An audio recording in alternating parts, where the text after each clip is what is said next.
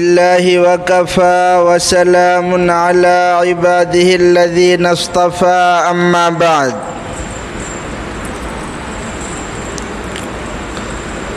أعوذ بالله من الشيطان الرجيم. بسم الله الرحمن الرحيم. يا أيها الذين آمنوا ادخلوا في السلم كافة ولا تتبعوا خطوات الشيطان إنه لكم عدو مبين. صدق الله العظيم.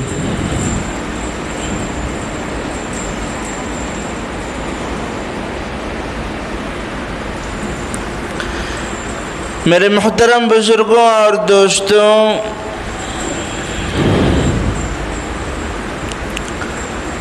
اللہ تبارک و تعالی نے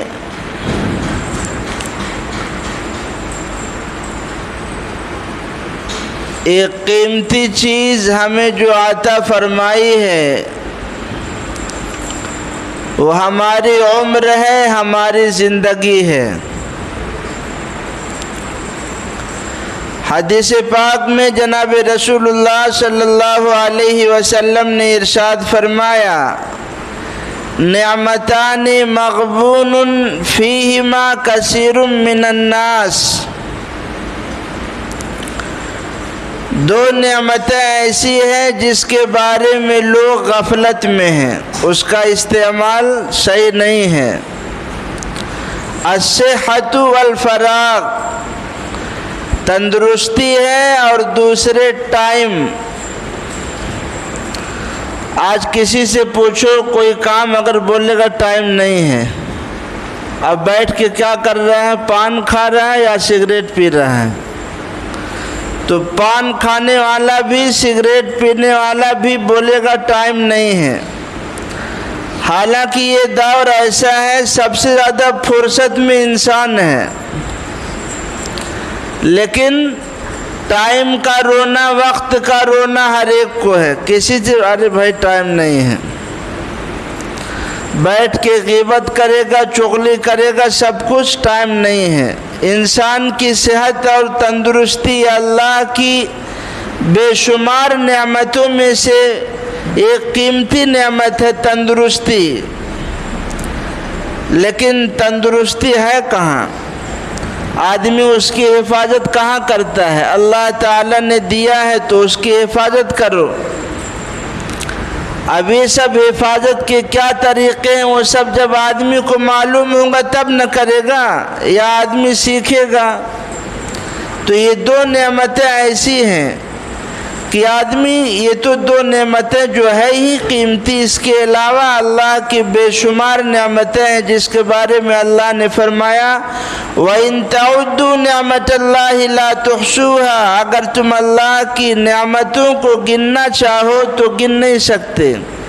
خود ہمارے جسموں میں بے شمار نعمتیں اللہ کی ہیں۔ وَفِي أَنفُسِكُمْ أَفَلَا تُبْصِرُونَ۔ تمہارے جسموں میں کہ اللہ کی کتنی نعمتیں ہیں، اپنے ناک کو دیکھیں، آنکھ کو دیکھیں، ہمارے اس سر میں کتنی کاریگری ہے، یہ سب کس کی ہے؟ اللہ تعالیٰ کی ہے۔ کان سے ہم سنتے ہیں، ہمارے پیٹ میں ایسی مشینیں ہیں۔ عورت کے بچے دانی کو، رحم کو اللہ نے کیسے بنا، یہ سب سسٹم، نعمتیں آدمی جب غور کرے تو پتہ چلے گا۔ اللہ تبارک و تعالیٰ کا احسان ہے کہ اللہ تبارک و تعالیٰ نے انہی نعمتوں میں سے ایک قیمتی دولت اللہ نے اسلام کی عطا فرمائی ہے، ایمان کی عطا فرمائی ہے۔ اگر ایک حساب سے دیکھا جائے تو ایمان سے قیمتی دولت آدمی کی زندگی ہے، یہ ایمان سے بھی قیمتی دولت ہے۔ وہ اس حساب سے کہ اگر زندگی ہے تو ہی تو ایمان ملے گا، اگر زندگی نہیں ہے تو پھر کیسے؟ یہ آدمی کی زندگی ٹائم ہے، یہ ٹائم ہمارا بج رہا ہے، جو 12 بج کر گیا ہے اب وہ قیامت تک نہیں آئے گا۔ سورج طلوع ہوتا ہے تو اعلان کرتا ہے میں نکل گیا ہوں، سنبھل جاؤ۔ میں غروب ہو جاؤں گا تو قیامت آ جائے گی، میں دوبارہ اب نہیں آؤں گا، اتنے ٹائم، جو ٹائم گزر گیا گزر۔ اللہ تبارک و تعالیٰ نے یہ زندگی ہمیں دی ہے، وقت جو دیا ہے اس کو آدمی اس کی قدر کرے۔ فرمایا اگر تم وقت کو کاٹ دو گے تو ٹھیک ہے، لیکن اگر وقت کو تم نے نہیں کاٹا تو یہ وقت تم کو خود کاٹ دے گا۔ الوقت اسمن من الذهب، سونے سے بھی قیمتی ہے یہ ٹائم ٹیبل، لیکن کون قدر کرتا ہے بھائی؟ یہ زندگی اللہ تعالیٰ نے جو دی ہے، آج یہی ٹائم ٹیبل کا کورس چلتا ہے۔ آپ دیکھیں گے بڑے بڑے کالجوں اور یونیورسٹیوں میں سکھایا جاتا ہے اپنے 24 گھنٹے کے اوقات کا سسٹم اور نظام ہم کیا رکھیں۔ ہمارا ایک ایک منٹ قیمتی ہے، اس کی پڑھائی ہوتی ہے، ہم سو رہے ہیں۔ ہمارا ٹائم، ہمارا وقت حقوق میں، پان میں، بیڑی میں، غیبت میں، چغلی میں یوں ہی ختم ہو جا رہا ہے، اس کی ہم قدر نہیں کرتے۔ اور جن لوگوں نے قدر کی ہے، یہی 50-60 سالہ زندگی میں ہمارے علماء نے 100 کتابوں سے زیادہ، 150 کتابوں سے زیادہ لکھ کر چلے گئے۔ اگر ایک دن میں آدمی کتنا لکھے گا؟ یہ ان اکابر کے ہاں وقت کی قدر تھی، ایک ایک لمحے کی اپنی حفاظت کرتے تھے، تب یہ بڑے بڑے کام ہوئے ہیں نا بھائی۔ آج آپ کتاب دیکھیے اتنی موٹی موٹی، یہاں کتنی پڑی ہے۔ یہ آدمی لکھنا چاہے گا اگر تو ہم لوگوں کی تو زندگی ختم ہو جائے۔ کیسے یہ محدثین کرام گزرے ہیں، لکھ کر کے چلے گئے، آج ہم اسی کو پڑھ رہے ہیں۔ ان لوگوں نے اپنے وقت کی حفاظت کی تھی۔ اسی لیے حدیث پاک میں فرمایا من حسن الاسلام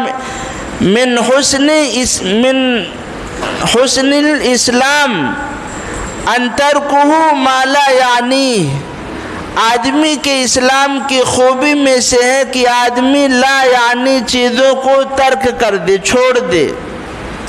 لا یعنی مطلب جس میں نہ دین کا فائدہ ہے نہ دنیا کا فائدہ ہے۔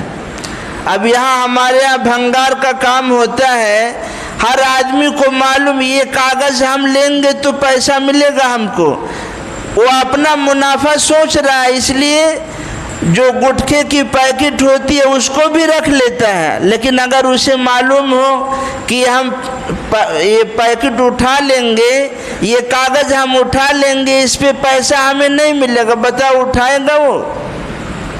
نہیں اس کو معلوم ہے یہ اس میں فائدہ اس کا دنیا کا۔ ایسا کام کرو جس میں دنیا کا فائدہ ہو، ورنہ ہر مسلمان کے ذہن میں تو آخرت کی اصل کامیابی ہے۔ اسی لیے قرآن پاک میں اللہ تعالیٰ نے ارشاد فرمایا یا ایھا الذین آمنوا ادخلوا فی السلم کافہ، اے ایمان والو اسلام میں پورے داخل ہو جاؤ۔ اسلام میں داخل ہو گئے ہو تو پورے کیسے پورے ایسا نہیں ہے کہ بعض چیزیں ہم مانے بعض چیزیں نہ مانے۔ یہی بنی اسرائیل ہیں، حضرت یعقوب علیہ السلام کی اولاد، ان کے 12 صاحبزادے ہوئے، جب تک حضرت یوسف علیہ السلام بھی یعقوب علیہ السلام کے صاحبزادے ہیں، جب تک ان لوگوں نے اللہ تعالیٰ کے احکام کی اطاعت کی، اللہ کی شکر گزاری کی، اللہ نے سلطنت عطا فرمائی، گھروں میں دینی ماحول بھی پیدا فرمایا، صحت تندرستی عطا فرمائی۔ یہی یوسف علیہ السلام ہے، کہاں سے کہاں پہنچے؟ ان کے بھائیوں نے حسد کی وجہ سے، جلن کی وجہ سے کنویں میں ڈال دیا، مصر کے بازار میں یوسف کو خریدا دیا گیا اور پھر وہاں سے اللہ نے مصر کی سلطنت سے نوازا، بادشاہ بن گئے۔ یہ کیوں اور کیسے ہوا؟ جب ان کی زندگی میں دین تھا، اللہ کی اطاعت کرتے تھے، اللہ کی شکر گزاری کرتے تو اللہ نے سب کچھ نوازا۔ لیکن یہی بنی اسرائیل جو یعقوب علیہ السلام کی اولاد، آگے چل کر ان کی نسل میں انبیاء آتے رہے، سمجھاتے رہے، لیکن ان لوگوں نے انبیاء کی بات کو نہیں مانا۔ جیسے ہم کلمہ پڑھتے ہیں لا الہ الا اللہ محمد الرسول اللہ، بنی اسرائیل بھی کہتے تھے لا الہ الا اللہ۔ موسیٰ کلیم اللہ، حضرت موسیٰ علیہ السلام پر توریت نازل ہوئی، یہ بنی اسرائیل بھی کلمہ پڑھتے تھے، لیکن کلمہ پڑھنے کے باوجود اللہ نے حکم دیا نماز پڑھو، کہنے لگے ہم نہیں پڑھتے۔ اللہ نے کہا زکوٰۃ دو، کہنے لگے ہم نہیں دیتے۔ اللہ نے کہا غیبت مت کرو، کہنے لگے ہم کریں گے۔ اللہ نے کہا چوری مت کرو، کہنے لگے ہم کریں گے۔ پھر کیا ہوا؟ یہی بنی اسرائیل جس میں ہزار انبیاء کرام آئے، جن کو اللہ نے سلطنت سے تاج سے نوازا تھا، اسی بنی اسرائیل میں لقمان جیسے حکمہ اور اطباء پیدا ہوئے۔ پھر ایک وقت آیا اللہ نے ساری نعمتیں ان سے چھین لی۔ آج یہی سورۃ الفاتحہ ہم پڑھتے ہیں، اس سورۃ الفاتحہ میں ہم اقرار کرتے ہیں، اللہ سے وعدہ کرتے ہیں ایاک نعبد، اے اللہ ہم تیری عبادت کرتے ہیں، ہم تیرے ہی سامنے اپنے سر کو جھکاتے ہیں، وَإِيَّاكَ نَسْتَعِينُ، تجھ سے ہی مدد طلب کرتے ہیں، یہ ہم وعدہ کرتے ہیں۔ لیکن جب مسجد سے باہر نکلتے ہیں، کسی کا چپل لے کے غائب ہو جاتے ہیں، کسی کا موبائل لے کے غائب ہو جاتے ہیں، ہوتا ہے کہ نہیں ہوتا ہے؟ اسی سورۃ الفاتحہ میں انہی بنی اسرائیل پر جن کو اللہ نے بہت سمجھایا نہیں مانے، اللہ کی لعنت ہوئی، اللہ کی پھٹکار ہوئی۔ ہم دعا کرتے ہیں اہدنا الصراط المستقیم، اللہ ہمیں صراط مستقیم کی توفیق عطا فرما، سیدھے راستے پر چلا۔ کون سا راستہ؟ صراط الذین انعمت علیہم، ان لوگوں کا راستہ جن پر آپ کا انعام ہوا ہے، جن پر آپ کا اکرام ہوا ہے، جن پر آپ کی نوازشیں ہوئی ہیں، جن پر آپ کی رحمتیں برسی ہیں، ایسے لوگوں پر اللہ ہمیں چلائیے۔ یہ کون تھے؟ من النبیین والصدیقین والشہداء والصالحین، یہ نبیوں کی جماعت تھی، صلحاء کی جماعت تھی، شہداء کی جماعت تھی، علماء کی جماعت تھی، فقہاء کی جماعت تھی۔ اللہ ہمیں ان لوگوں کے نقش قدم پر چلنے کی توفیق عطا فرمائے۔ آگے فرمایا غیر المغضوب علیہم ولا الضالین، ہمیں ان یہودیوں کے راستے پر اللہ مت چلانا، ولا الضالین، ان نصارہ کے راستے پر اللہ ہمیں مت چلانا۔ پناہ یہی تھے، اللہ کے لاڈلے تھے، ہزار انبیاء ان میں آئے، لیکن کلمہ پڑھنے کے باوجود انہوں نے دوغلی پالیسی کی، اپنی زندگی میں انہوں نے منافقت پیدا کی، اللہ کی پھٹکار ہوئی۔ اسی لیے اللہ تعالیٰ نے ارشاد فرمایا یا ایھا الذین آمنوا ادخلوا فی السلم کافہ، پورے اسلام میں داخل ہو جاؤ، دوغلی پالیسی مت اختیار کرو، منافقت مت اختیار کرو، سامنے ظاہر میں کلمہ پڑھتے ہو، اندر یہودیت سے محبت کرتے ہو، سامنے کلمہ پڑھتے ہو، اندر سے کفر سے محبت کرتے ہو۔ اللہ تعالیٰ نے کہا صبغۃ اللہ ومن احسن من اللہ صبغہ، اللہ کے رنگ میں رنگ جاؤ، بھلا اللہ کے رنگ سے اچھا کس کا رنگ ہے؟ اسلام سے اچھا کون سا مذہب ہے؟ آپ کے طریقے سے اچھا کس کا طریقہ ہے؟ یہ ہم کو اللہ تبارک و تعالی قرآن میں ایک جگہ نہیں، جتنا اللہ نے منافقین کا تذکرہ کیا ہے اتنا اللہ نے کافروں کا تذکرہ نہیں کیا ہے۔ اور یہی وجہ ہے کہ جتنا اسلام کو اور مسلمانوں کو منافقوں سے نقصان پہنچا ہے اتنا کسی اور سے نقصان نہیں پہنچا۔ اسی ہندوستان کی دھرتی پر جب انگریز آیا ہے تو یہی میر جعفر بنگال کا اور میر صادق جو سلطان ٹیپو شہید سے غداری کر کے انہی لوگوں نے مسلمان اپنے آپ کو کہتے تھے۔ انہی کی غداری کی وجہ سے یہ ہندوستان میں انگریزوں سے مسلمان شکست کھا گئے۔ یہ اللہ تبارک و تعالیٰ نے جگہ جگہ کہا ہے۔ قرآن پاک میں بے شمار مقامات پر اللہ نے ارشاد فرمایا ہے جیسے تمہارا ظاہر ہو ویسے باطن بھی رہے، جو دل میں وہی زبان پر ہو، یہ منافقت مت اختیار کرو۔ اللہ تبارک و تعالیٰ نے ہمیں نصیحت کی ہے، اسی لیے قرآن میں اللہ تعالیٰ نے ارشاد فرمایا ہے جہنم کے کئی طبقے ہیں، لیکن منافقین کے بارے میں ارشاد فرمایا ان المنافقین فی الدرک الاسفل من النار، یہ جو منافقین ہیں یہ جہنم کے سب سے نیچے طبقے میں ہوں گے۔ منافقین جو ہیں یہ جہنم کے سب سے نیچے طبقے میں ہوں گے۔ یہ منافقین مسلمانوں کا استہزاء کرتے تھے، مسلمانوں کا مذاق اڑاتے تھے، اپنے دل میں کفر سے محبت رکھتے تھے، ظاہراً کلمہ پڑھتے تھے۔ اللہ تبارک و تعالیٰ نے ان کا استہزاء کیا اور کل قیامت کے دن بھی ان کا استہزاء کریں گے جب یہ جہنم کے گڑھے میں ڈھکیل دیے جائیں گے، اور ڈھکیلنے کے بعد پھر اچانک جنت کا جب دروازہ کھولا جائے گا تو بالکل یہ جنت کے دروازے کو کھلا دیکھ کر اس کی طرف دوڑ لگائیں گے کہ آج ہم کو جہنم سے نجات مل گئی، ہم منافقین تو تھے لیکن اب اللہ ہمیں جنت میں داخل کریں گے۔ اچانک دروازہ بند ہو جائے گا، ان کے گمان میں ہوگا کہ اللہ تعالیٰ اب ہمیں جنت میں داخل کریں گے، لیکن اچانک جنت کا دروازہ بند ہو جائے گا، پھر افسوس کا ہاتھ ملتے رہیں گے۔ اللہ یستہزئ بہم، اللہ ان کا مذاق اڑائے گا۔ یہ منافقین کی زندگی ہے۔ اس لیے یہی حضرت عمر فاروق رضی اللہ عنہ ہے۔ آپ کے زمانے میں آپ گشت کر رہے ہیں، رات کو آپ پہرا دیا کرتے تھے، ادھر ادھر چلتے رہتے تھے، اللہ کی عبادت بھی کرتے رہتے تھے۔ ایک گھر سے آواز آتی ہے، ماں نے بیٹی سے کہا بیٹی دودھ میں پانی ملا دو۔ ماں نے کہا بیٹی سے بیٹی دودھ میں پانی ملا دو۔ بیٹی نے کہا پانی کیسے ملائیں گے، حکومت کا فرمان ہے مال کھرا ہونا چاہیے، کھوٹا سکہ نہیں چلنا چاہیے، تو دودھ میں پانی میں کیسے ملاؤں گی۔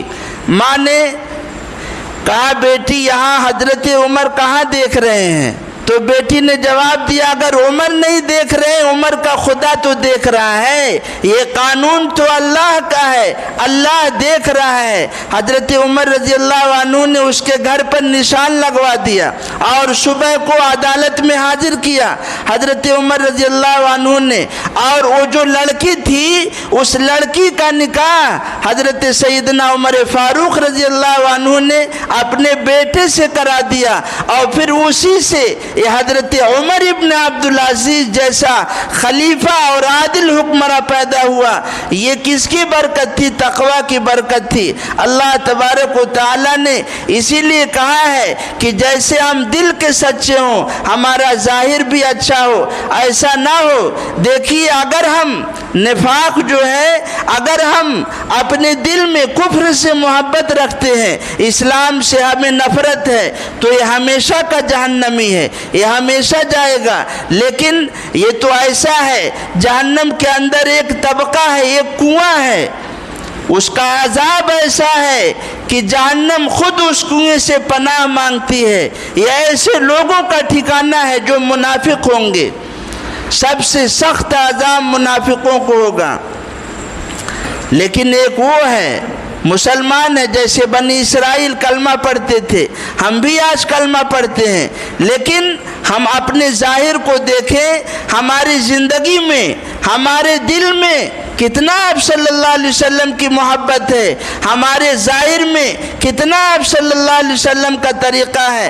اگر یہ ہے تو پھر ظاہر سی بات ہم بھی جہنم میں جائیں گے۔ یہی وہ لوگ ہوں گے جب پلسرات لوگ پار کر رہے ہوں گے تو مومنین بھی پار کر رہے ہوں گے، ایمان کا نور ان کے سامنے ہوگا، ان کے اعمال کا نور دائیں بائیں ہوگا، وہ اس روشنی میں پلسرات کو پار کر رہے ہوں گے۔ منافق بھی مسلمانوں کے پیچھے اس پلسرات کو پار کرنے کی کوشش کریں گے۔ جیسے اندھیرا ہوتا ہے جب، تو پیچھے اگر ہمارے کئی لوگ ہوں تو کہتے نہیں ہے بھائی تھوڑا ہم کو بھی روشنی دکھاؤ، نیچے کہیں کوئی جانور وغیرہ نہ آ جائے. تو یہ منافقین کہیں گے مومنوں سے ارے ذرا ٹھہر کر چلو، اپنی روشنی میں مجھے بھی لے چلو. قرآن پاک میں اللہ نے ارشاد فرمایا ہے قیل ارجعوا وراءکم فالتمسوا نورا، جاؤ اپنے پیچھے لوٹ جاؤ، یہاں روشنی تمہیں نہیں ملے گی، تم جہاں سے تلاش کر سکتے ہو کرو. ان کو دھتکار دیا جائے گا. یہ منافقین لوگ ہوں گے دوغلی، اسی لیے کہا دو رنگی چھوڑ دے، دو رنگی چھوڑ دے، ایک رنگ ہو جا، سراسر موم یا سنگ ہو جا، یا تو موم ہو جاؤ یا پتھر ہو جاؤ، لیکن دو رنگی اختیار نہ کرو. اللہ تبارک و تعالیٰ نے جو زندگی دی ہے یہ ایسے ہی نہیں دی ہے. ہر آدمی جانتا ہے نماز پڑھنا فرض ہے، ہر آدمی جانتا ہے زکوٰۃ دینا فرض ہے، ہر آدمی جانتا ہے استطاعت کے باوجود استطاعت رکھتے ہوئے حج فرض ہے، ہر آدمی جانتا ہے عمرہ کرنا چاہیے، ہر آدمی جانتا ہے گناہوں سے بچنا چاہیے، لیکن جاننے کے باوجود بھی عمل نہیں کرتا ہے. کیوں نہیں کرتا ہے؟ اس لیے نہیں کرتا ہے کہ قرآن پاک میں اللہ نے ارشاد فرمایا یا ایھا الذین آمنوا اتقوا اللہ وکونوا مع الصادقین، اے ایمان والو اللہ کے عذاب سے بچو، اللہ کے غضب سے بچو، تقوی اختیار کرو. یہ تقوی کیسے ہوگا؟ کونوا مع الصادقین، نیک لوگوں کی صحبت اختیار کرو، علماء کی صحبت اختیار کرو، علماء کے پاس اٹھو بیٹھو. جب تک علماء کے پاس نہیں اٹھے بیٹھیں گے علماء کی صحبت، علماء بھی وہ علماء جو اپنے علم پر عمل کرتے ہوں، وہ علماء نہیں کہ جو اپنے پیٹ کے چکر میں، اپنے پیٹ کو کے چکر میں دھن مال لوٹتے ہوں. ایسے علماء تو یہودیوں میں بھی ہوئے. قرآن میں اللہ نے ارشاد فرمایا جو حلال کو حرام کرتے تھے، جو حرام کو حلال کرتے تھے، وہ علماء جو خود بھی عمل کرتے ہیں، وہ علماء ربانیین، فقہائے مجتہدین، ان کے نقش قدم پر چلیں گے، ان کی صحبت اختیار کریں گے تو اللہ تبارک و تعالی ہمیں بھی نجات دیں گے. یہ دیکھیے آج کا ہر آدمی آزاد ہوتا چلا جاتا ہے، وقت نہیں ملتا ہے. بہرحال ہر آدمی آزاد ہے، من مانی ہے، جو چاہے کرے. ہر آدمی جانتا ہے مسلک شارحی ہیں، امام ابو حنیفہ، امام شافعی، امام مالک، امام احمد ابن حنبل رحمۃ اللہ علیہ. یہ چاروں علماء کی جماعت حق ہے. جس مسلک پر آدمی رہے گا وہ کامیاب ہے، وہ جنتی ہے.